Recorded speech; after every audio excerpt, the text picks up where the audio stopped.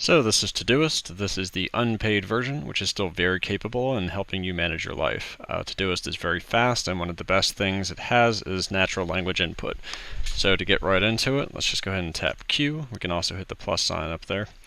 I'm going to say go grocery shopping every other Saturday. And we'll just leave it at that. Tap a few more, call mom every 2 weeks. And a couple more. Pay mortgage every first. Now with the free version, I can set priority levels, so we'll make that a priority. You can see it gets a nice dark red circle. And what that'll do is at the top of every project, you'll have all of your high priority items. Actually, not necessarily. That's the top of the views. We're going to be operating out of the today view here, which is just going to show tasks due today. And right now we have one of those. Let's get a couple more in there as an example. Okay, I went ahead and added a few more. So I've already added some of these. Looks like I forgot to set a due date, and that's going to be important. So I want to do this by, I'm going to use the little quickies here. So we'll say schedule this tomorrow, and I'm going to schedule this next week. And finally, we'll set this up in a month.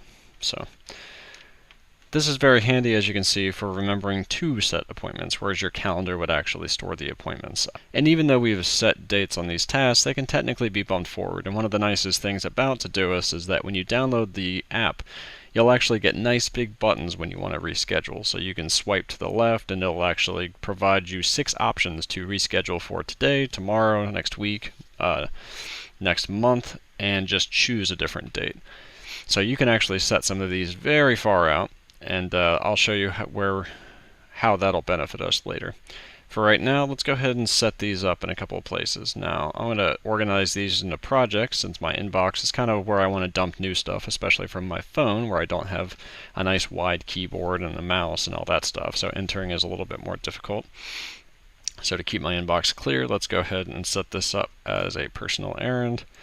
Personal, and I can dump some of these much faster by selecting Shift and then selecting each option. So I'm going to say move to project shopping, schedule vet appointment, move to personal, and move to personal, and finally let's add a couple more. Call boss for, oops, let's review, Thursday, and check on paycheck deposit. Friday. I'll set these up for work. Okay, so we've got a couple of these already set up. Now when I click today, I see I have one task, and that is to call my mother.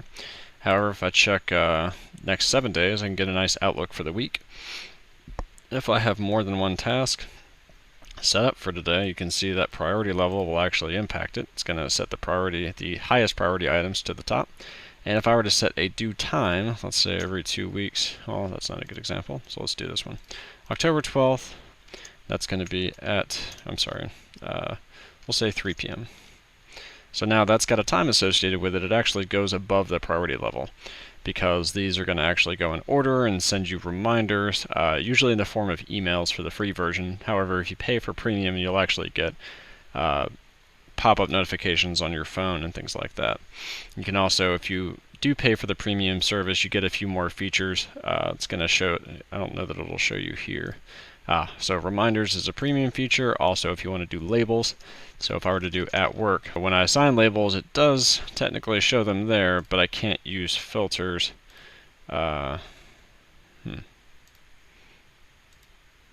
Yeah, I can't add new filters. I can just use the existing ones, and I can't view labels when I have them.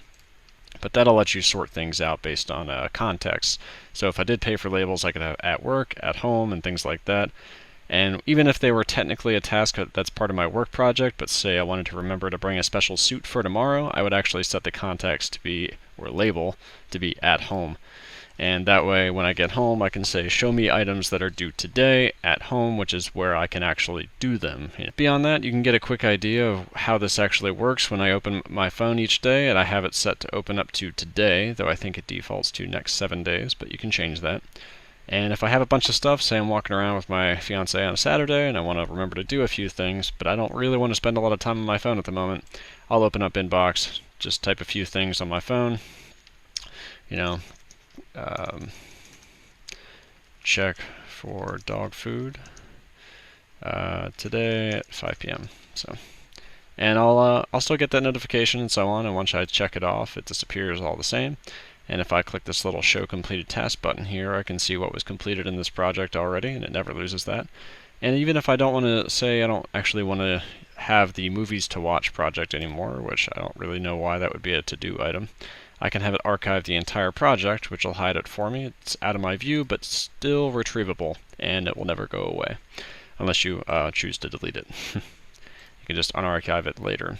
I actually like to use projects sometimes as checklists, so if I want to say travel checklist, I'll actually set a series of to-do items that I can do every time I'm going to go take a trip. So I can say packing list and schedule taxi and buy travel soap. So, and then under here, when I actually hit Shift Enter and Control right, or I can just click and drag. So if I drag that, this becomes a hierarchical task. Same thing with projects. So that way, if I want to see all of my projects under one particular subject, for instance personal, I can say these are all under work, these are under personal.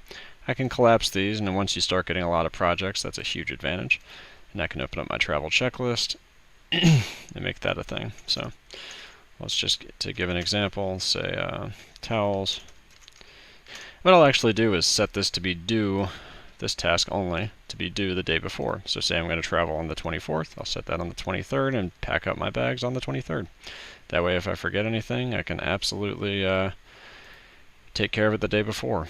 And once I'm done with this, just right click and choose archive, they go away, and I don't have to worry about that until the next time. So this definitely can be a tool to manage both your day-to-day tasks, your long-term projects, and just little processes that you go through. So every time you go on a trip to a particular place, and there's always some things that you need to remember, and every time you're taking a trip, just unarchive that checklist, go through it, and archive it once you're done.